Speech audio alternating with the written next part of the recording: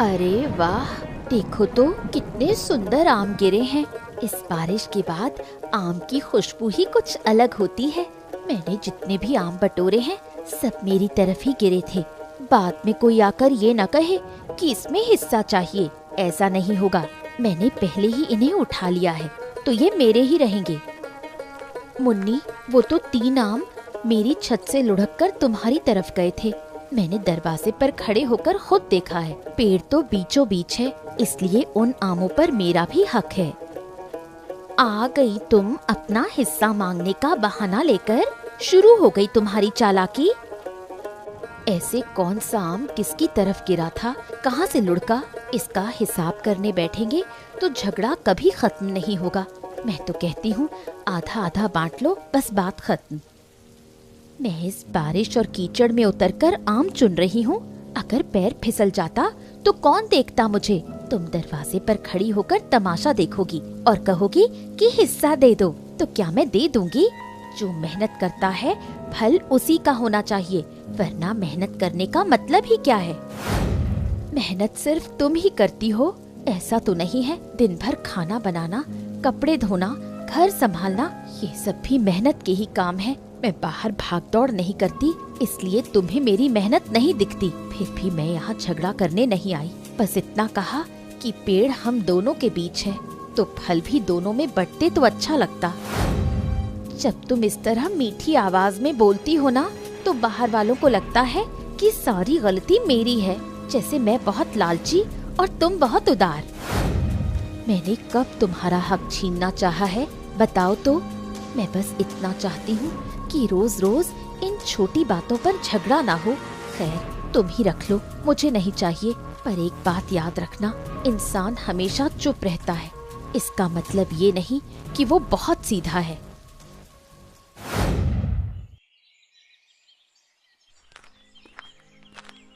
सुनीता बहू, थोड़ा अदरक मिलेगा? आज गला कुछ बैठा बैठा सा लग रहा है। और ये तेरा चेहरा ऐसा क्यों है? कल शाम को मैं बाहर खड़ी थी, सब सुना मैंने। तुम दोनों के बीच फिर झगड़ा हुआ।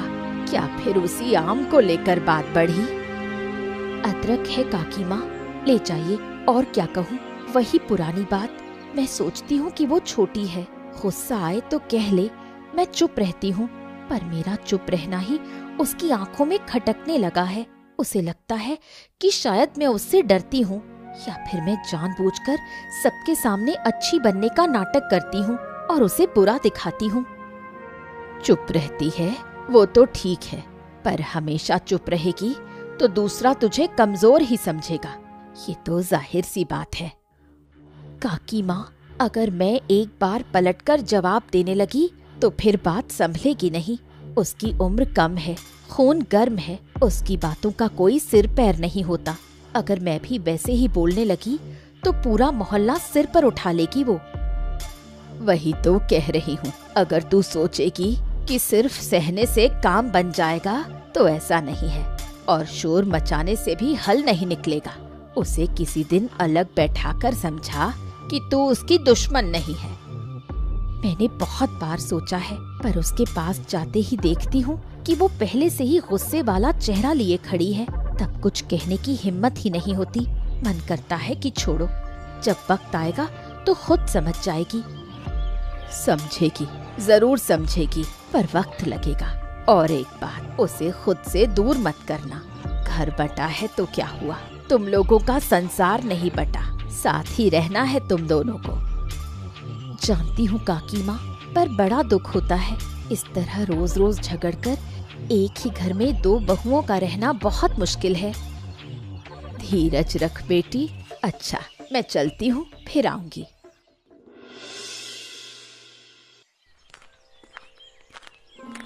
हाँ, हाय रे बारिश। अच्छा मुन्नी, आज फिर क्या हो गया? खेत से लौटते ही सुन रहा हूँ कि सारा गांव कह रहा है कि तुम दोनों फिर से झगड़ पड़ी। देखो, मैं सच कह रहा हूँ, बाहर मैं जितनी मेहनत नहीं करता उससे ज्यादा थकान मुझे घर में घुसने से पहले महसूस होती है। अरे भाई, इंसान काम से घर शांति की उम्मीद में आता है कि सुकून मिलेगा, लेकिन मेरी किस्मत में तो रोज नया बखेड़ा ही लिखा है। तुम्हारी किस्मत में बखेड़ा है और मेरी किस्मत में क्या है? बताओ तो, क्या मैं तुमसे शादी करके बहुत सुखी हूँ? मैंने आम बटोरे तो बातें सुनूं, मैं कपड़े सुखाऊं तो बातें सुनूं। बड़ी बहू ऐसे देखती है जैसे इस घर की रानी वही है, और मैं बाहर से आकर जबरदस्ती यहाँ बस गई हूँ। अरे ऐसा नहीं है मुन्नी, तुम जैसा सोचती हो हमेशा वैसा ही सच नहीं होता। सुनीता तुम्हें कुछ कहती है तो तुम भड़क जाती हो। अरे भाई, खुद मिलजुल कर रहने की कोशिश करो तो सब ठीक हो जाएगा। तुम समझना ही नहीं चाहते, यही असल बात है। तुम सोचते हो कि दोनों को थोड़ा थोड़ा समझा देने से तुम्हारी जिम्मेदारी खत्म हो गई, लेकिन मैं इस घर में तुम पर भरोसा करके आई थी। यहाँ आकर देखा कि मैं तो जैसे फालतू हूँ। इस संसार में मेरा अपना तो कुछ है ही नहीं। तुम्हारा कुछ नहीं है ऐसा मत कहो। तुम्हारा घर है, तुम्हारा बेटा है, मैं हूँ। क्या मैंने कभी तुम्हें नकारा है? बताओ। नकारते नहीं हो, पर साथ भी तो नहीं खड़े होते। तुम जरूरत के वक्त क्या करते हो? चुप रहते हो। और तुम्हारी इसी चुप्पी से मुझे सबसे ज्यादा डर लगता है। लगता है कि अंदर ही अंदर तुम भी उसी की तरफ हो। अरे भाई, मैं किसी का पक्ष नहीं लेता। यही तो मेरी गलती बन गई है। अब तुम कहोगी कि मैं अन्याय सह रहा हूँ, और वो कहेगी कि मैं उसकी बात नहीं सुन रहा। भाई, मैं अकेला आदमी हूँ। दिन के आखिर में बस थोड़ी शांति चाहता हूँ। क्या ये बहुत बड़ी मांग है मेरी? बताओ। मांग बड़ी नहीं है, पर शांति पाने के लिए तुम्हें सही बात कहनी होगी। बड़ी बहू हमेशा सत्यवादी बनी रहे और बदनामी मेरे हिस्से आए, ये नहीं चलेगा। मैं बुरी नहीं हूँ, ये बात याद रखना। जाओ, अब हाथ मुंह धोकर आओ और मुझे इस झंझट से बचाओ।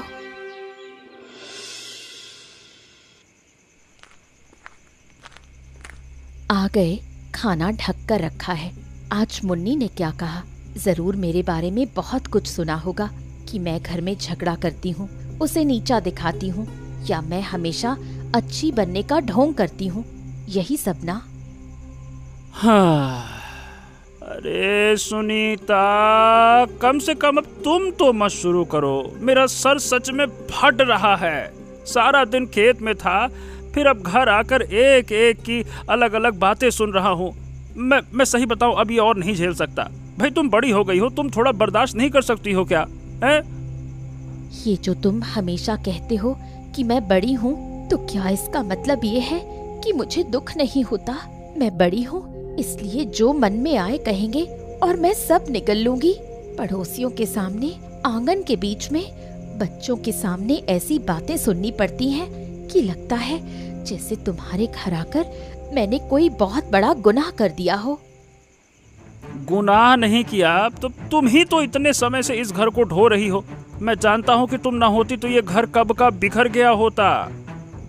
समझ गए तो अच्छा है, पर मैं तुमसे कुछ बड़ा नहीं मांगती। बस इतना चाहती हूँ कि मुझे कभी ये महसूस ना हो कि मैं अकेली हूँ, क्योंकि मैं भी तो इंसान हूँ। आखिर कब तक सहूं? मैं कोशिश कर रहा हूँ। मुन्नी को बोलता हूँ तो वो जिद पकड़ लेती है, तुम्हें कहता हूँ तो तुम रोने लगती हो। अरे भाई, मैं जाऊँ तो जाऊँ कहाँ? कहाँ जाऊँ बताओ? तुम जानते हो मैं क्यों चुप रहती हूँ? क्योंकि मुझे डर लगता है कि ये घर और ज्यादा टूट जाएगा। आखिर ऐसे कब तक चलेगा? थोड़ा वक्त दो, मैं कोई ना कोई रास्ता निकालता हूँ। वक्त तो इतने सालों से दे रही हूँ, फिर भी कह रही हूँ मैं मुन्नी से नफरत नहीं करती। वो चाहे जो भी सोचे, मैं चाहती हूँ कि हमारा परिवार एक बना रहे। खैर, रात बहुत हो गई है, तुम खाना खा लो। क्यों रे रामलाल, क्या बात है? ये चेहरा ऐसा क्यों बना रखा है? आंखें लाल, गाल पिचक गए। क्यों, रात को नींद नहीं आई क्या? अरे बाबू, आप मुखिया हैं, मेरे मालिक। अब आपसे क्या छिपाना। ये जिंदगी ना, सही बताऊं, मेरे लिए जेल खाना बन गई है। ऐसा संसार मैंने कम नहीं देखा। तेरी 2 पत्नियां हैं, पर दोनों 2 तरह की हैं। एक उत्तर है तो दूसरी दक्षिण है। अरे जब तक उन दोनों के बीच में मेल नहीं होगा, तब तक तेरे जीवन में सुख नहीं लौटेगा। सच कहा आपने, पर मैं क्या करूं? मैं ठहरा सीधा साधा आदमी खेत में हल चलाता हूं। आपकी जमीन पर भूतों की तरह भटकता रहता हूँ, खटता रहता हूँ, खूब मेहनत करता हूँ, पर लोगों के मन के भीतर क्या चल रहा है ये मेरी समझ के बाहर है। इसीलिए तो कहता हूँ हर समस्या का समाधान बातों से नहीं होता। कभी कभी ऐसा वक्त आता है जब इंसान खुद ब खुद समझ जाता है कि किसकी क्या कीमत है। उन्हें बोलकर नहीं बल्कि हालात से समझाना होगा। तो फिर? तू बस नजर रख, हर वक्त न्याय करते मत बैठ। बस जब अन्याय हो तब टोक देना, और मौका मिले तो कुछ ऐसा इंतजाम कर कि दोनों एक दूसरे की मदद के बिना रह ही ना सकें।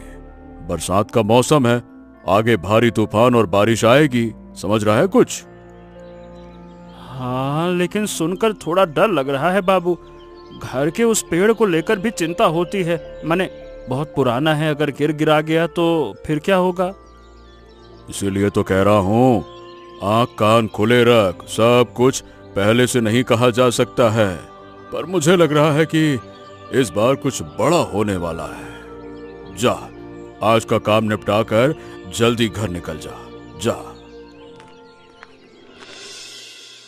ये रस्सी मेरी तरफ बंधी है। तुम्हारी साड़ी का पल्लू फिर से मेरे कपड़ों पर आ गिरा है। थोड़ा देखकर नहीं फैला सकती क्या? ये रस्सी किसकी तरफ है, कपड़े किसके हैं? इन बातों पर रोज बहस करते करते मैं थक गई हूँ। क्या तू नहीं थकती? तुम बातें बहुत मीठी करती हो दीदी, सुनने में अच्छा लगा।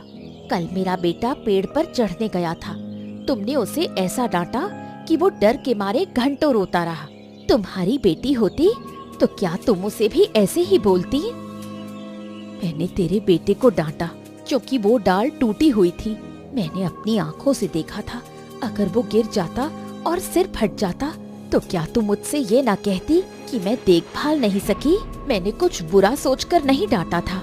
बच्चा गलती कर रहा था इसलिए टोका था। तुम्हारी बातें बाहर वालों को तो सही लगेंगी, पर मैं जानती हूँ तुम उसे अपना नहीं पाती। वो मेरा बेटा है इसलिए तुम जलती हो। बहुत गंदी बात कही तूने मुन्नी। बच्चे को देखकर मैं जलन रखूंगी ये कह दिया तूने। वो तेरा बेटा है इसलिए अलग और मेरी बेटी अलग। मैं ऐसा नहीं सोचती। तू चाहे यकीन न करे, पर अगर वो गिरता तो मैं अपनी बेटी की तरह ही दौड़कर उसे बचाने जाती।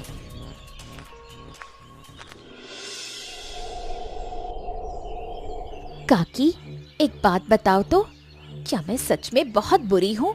मोहल्ले का हर कोई मुझे देखते ही सोचता है कि मैं सिर्फ झगड़ा करती हूँ। मैं तो इस घर में अपने पति के प्यार की खातिर आई थी, पर यहाँ आकर देखा कि सब मुझे एक फालतू इंसान समझते हैं। तू बुरी नहीं है रे बच्ची, तेरा गुस्सा बुरा है। तू गुस्से में खुद भी दुखी होती है और दूसरों को भी दुख देती है। यही सारी गड़बड़ है। अगर मैं नहीं बोलूंगी तो कौन बोलेगा? सब तो सुनीता की तरफ ही रहते हैं।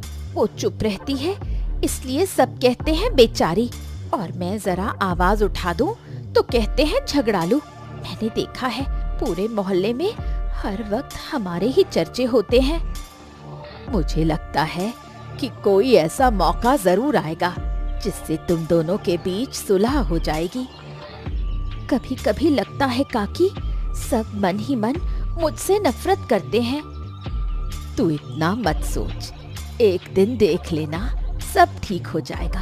मैं ऊपर वाले से यही दुआ करूंगी। आसमान देख रहा है रामलाल, ये बादल अच्छे नहीं है। आज अगर मामूली बारिश होती है तो मैं कहता कि काम कर, पर मुझे लग रहा है कि आज भारी तूफान आएगा। क्या सच में बाबू? अरे मुझे भी सुबह से बड़ी चिंता हो रही है। घर के उस आम के पेड़ की बार बार याद आ रही है। मतलब बहुत पुराना पेड़ है, उसकी जड़ों की मिट्टी पिछली बारिश में बह गई थी। तना भी एक तरफ झुका हुआ है, बड़ा डर लग रहा है। वही पेड़ ही तो चिंता की बात है। पुराने पेड़ का खतरा ज्यादा होता है। तूफान में अगर जड़ें ढीली पड़ गईं तो एक ही झटके में गिर जाएगा। और तेरे तो दोनों तरफ दोनों बहुओं के कमरे हैं, जिस तरफ गिरेगा नुकसान ही नुकसान होगा। मैंने कितनी बार सोचा कि डालियां काटकर उसे हल्का कर दूं, फिर लगा कि पिताजी ने अपने हाथों से लगाया था। गर्मी में इस पेड़ की छांव में बड़ा आराम मिलता है और फल भी मीठे देता है, काटने का मन नहीं करता। ऊपर से पेड़ को लेकर घर में अलग झगड़े होते हैं। मेरी बात मान, तू आज जल्दी घर जा, दरवाजे खिड़कियां अच्छे से बंद कर लेना और बच्चों और बाकी सबको एक ही जगह रखना, ठीक है? हाँ ठीक है बाबू, शुक्रिया, मैं अभी निकलता हूँ।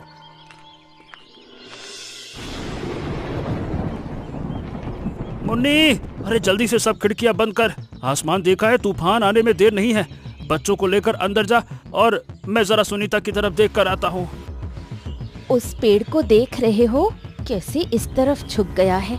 हवा चलते ही क्या होगा ये सोचकर मेरा कलेजा सूखा जा रहा है। अगर ये मेरे कमरे पर गिर गया तो मेरा बेटा तो अंदर ही सो रहा है। तुम कुछ करते क्यों नहीं? एक मोटी रस्सी लाओ, खम्बे से बांधो, कुछ तो करो। मुन्नी, इतना बड़ा पेड़ रस्सी से नहीं रोका जा सकता। अभी सबसे अच्छा यही है कि तू बच्चों को लेकर बीच वाले सुरक्षित कमरे में चली जा। सुनीता का कमरा थोड़ा दूर है, वहीं रात बिता दे। जा जल्दी कर। मैं उसके कमरे में जाऊंगी? नहीं, मुझसे नहीं होगा। कल परसों जो कहा सुनी हुई है, उसके बाद अगर मैं गई तो वो सोचेगी कि डर के मारे मैं उससे दया की भीख मांगने आई हूँ। मैं अपने कमरे में ही रहूंगी। अरे ये दया की बात नहीं है, तो क्या पागल वागल हो गई है क्या? तूफान ये देखकर नहीं आता है कि किसके बीच अनबन चल रही है और किसके बीच में पटापटी है। मान अपमान बाद में करना, पहले जान तो बचा। जब जान रहेगी तब तो लड़ाई झगड़ा होगा। तुम इसलिए कह रहे हो क्योंकि तुम्हें जाने में कोई दिक्कत नहीं है। अगर मैं गई तो सब सोचेंगे कि आखिर में छोटी बहू को बड़ी बहू के दर पर ही पनाह लेनी पड़ी। मैं इतनी बातें नहीं सुन सकती। अरे मोहल्ले वालों का मुंह बंद करने के लिए तू इतना बड़ा जोखिम उठाएगी? क्या बोल रही है तू? सुनीता तुझे अपमानित नहीं करेगी, मैं कह रहा हूँ ना, तू जा तो सही। तुम नहीं समझोगे, थोड़ा देखती हूँ कितना तूफान आता है। अगर बहुत बड़ा हुआ तब सोचूंगी। तब तक बहुत देर हो जाएगी, यही तो डर है। जाना। अरे देख तो सही, तूफान बढ़ रहा है, जल्दी जा जा जा जा जा जा, जा।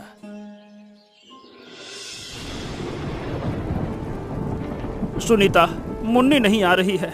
जितना समझाया उतनी ही जिद पकड़ ली उसने। बाहर तूफान बढ़ रहा है, पेड़ ऐसे झूल रहे हैं कि कलेजा कांप रहा है। मेरी समझ में नहीं आ रहा कि क्या करूं। उसका कमरा ज्यादा खतरे में है। वो नहीं आ रही मतलब बच्चे को लेकर उस खतरे में बैठी है। बच्चा रो तो नहीं रहा? अरे डर तो गया है, पर मुन्नी कह रही है कि अपना कमरा नहीं छोड़ेगी। मैं जबरदस्ती भी नहीं कर पाया। बाहर हवा तेज हो रही है। मैंने सोचा कि अगर तू जाकर उसे बुला लाए तो शायद बात बन जाए। जाना, उसको मना ले। मैं अभी जाती हूँ। वो चाहे जो भी कहे, इस तरह हाथ पर हाथ धरे नहीं बैठा जा सकता। वो अकेली नहीं है, उसकी गोद में बच्चा है। गुस्सा और नाराजगी बाद में देख लेंगे। पर बाहर हालत बहुत खराब है। तू गई और तुझे कुछ हो गया तो? मुझे कुछ नहीं होगा, तुम बेटी को पास रखो। मैं उन दोनों को लेकर आती हूँ। दरवाजा खुला रखना। तू संभल कर जा। देख देख परख के जा, कीचड़ में पैर ना फिसले, है ना?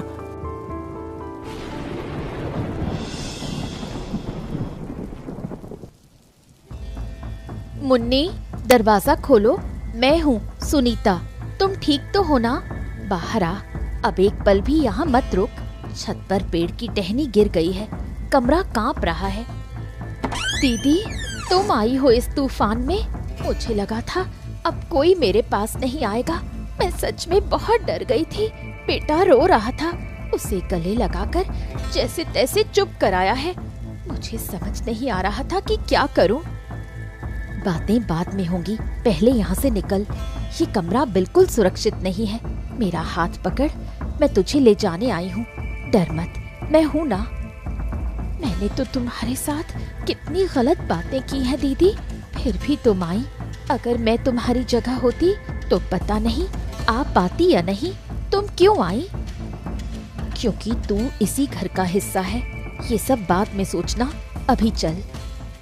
दीदी देखो ना, वो बड़ी डाली दोनों तरफ की छतों पर टिक गई है। थोड़ा और नीचे झुकी तो दोनों कमरे टूट जाएंगे। क्या हम कुछ कर सकते हैं? ऐसे खड़े रहे तो सब खत्म हो जाएगा। कर पाएंगे। बिना कोशिश किए खड़े रहे तो बाद में पछतावा होगा। तू उस तरफ से पकड़, मैं इधर से पकड़ती हूँ। अगर डाली को थोड़ा सरका पाए तो दबाव कम हो जाएगा। मैं अकेली होती तो नहीं कर पाती दीदी, हाथों में जान ही नहीं रहती। अब लग रहा है कि तुम साथ हो तो मैं कर लूंगी। मैं भी अकेली होती तो नहीं कर पाती, यही तो असली बात है।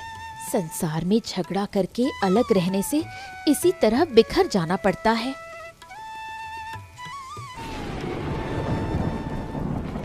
मैंने जोर लगाकर पकड़ा है। बताओ दीदी, थोड़ा और, थोड़ा और। हाँ, थोड़ा और, बिल्कुल ऐसे ही, छोड़ना मत। एक बार और जोर से धक्का दे। दीदी हट रही है, सच में हट रही है। अब एक साथ, 1 2 और ये गई। हाँ दीदी, हो गया, हमने कर दिखाया। मुझे तो यकीन ही नहीं हो रहा। जिस पेड़ के लिए अब तक सिर्फ झगड़ा किया, आज उसी पेड़ की डाली हम दोनों ने मिलकर हटाई। देखा, अगर हम इसी तरह एक होकर रहे तो कोई भी मुश्किल हमें रोक नहीं पाएगी। दीदी, आज के बाद मैं ये बात कभी नहीं भूलूंगी।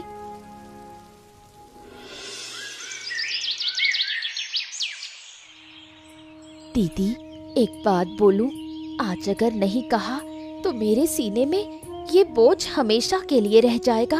मुझे माफ कर दो। पगली, ये तू कैसी बातें कर रही है? मैंने तुम्हारे साथ बहुत बुरा किया है।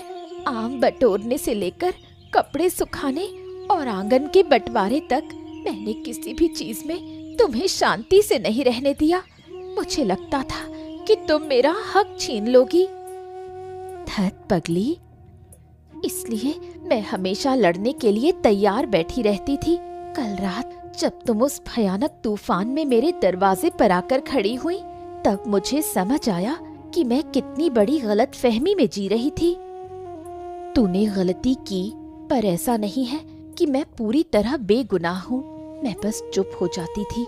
मुझे लगा चुप रहने से क्लेश कम होगा, पर अब समझी हूँ कि सच को कभी कभी समझाकर कहना जरूरी है, वरना मन का मैल कभी साफ नहीं होता। तुम मुझसे बड़ी हो। जब तुम डांटती थी तो मुझे लगता था कि तुम मुझसे नफरत करती हो, पर आज एहसास हो रहा है कि तुमने कितनी चीजें चुपचाप संभाली और मैंने कभी मुड़कर देखा तक नहीं। कल जिस तरह तुमने मेरे बेटे को गले लगाया अपनी औलाद की तरह, ये एहसान मैं कभी नहीं भूलूंगी। एहसान कैसा? अपनों को बचाने में कोई एहसान होता है भला? तेरा बेटा हो या मेरी बेटी, सब एक ही तो है। हम जितनी खुदगर्जी करेंगे, ये बच्चे उतना ही दुख पाएंगे। आज से एक बात तय कर लेते हैं, कोई भी बात मन में दबाकर नहीं रखेंगे। ठीक है दीदी, अब आम को लेकर भी झगड़ा नहीं होगा। मैं आम पापड़ बनाऊंगी तो तुम खाना, और तुम अचार बनाना तो मैं खाऊंगी। अब हमारे बीच कोई खींचातानी नहीं रहेगी। सिर्फ आम ही क्यों, अगर तुझे कभी लगे कि मैं गलत कर रही हूँ तो तू मुझे साफ बोलना, मन में मत रखना।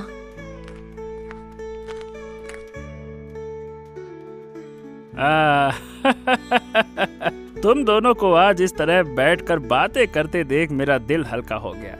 यही सुकून है जिसकी तलाश में मैं। ऐसा लग रहा है जैसे बहुत दिनों बाद इस घर में खुशी और सुकून एक साथ है। मुखिया जी ने ठीक ही कहा था। क्या कहा था मुखिया जी ने? कहा था कि जब कोई बड़ी मुसीबत आएगी तब तुम दोनों जरूर एक हो जाओगे। जो मैं समझा कर नहीं कर पाया वो एक रात के तूफान ने कर दिया। अब से हम सब मिलजुल कर खुशी खुशी अपनी बाकी की जिंदगी बिताएंगे। हाँ, और अच्छी बात यह है कि आज मैंने सबके लिए खाना बनाया है। चलिए सब खाने बैठ जाइए। ये हुई ना बात। अब मैं चावल परोसती हूँ, सब साथ खाते हैं। दीदी, मैं चावल निकालती हूँ, तुम सब्जी दो। आज से हम काम भी आधा आधा बांट लेंगे। अच्छा, क्या आप बता सकते हैं कि मुन्नी किसकी बेटी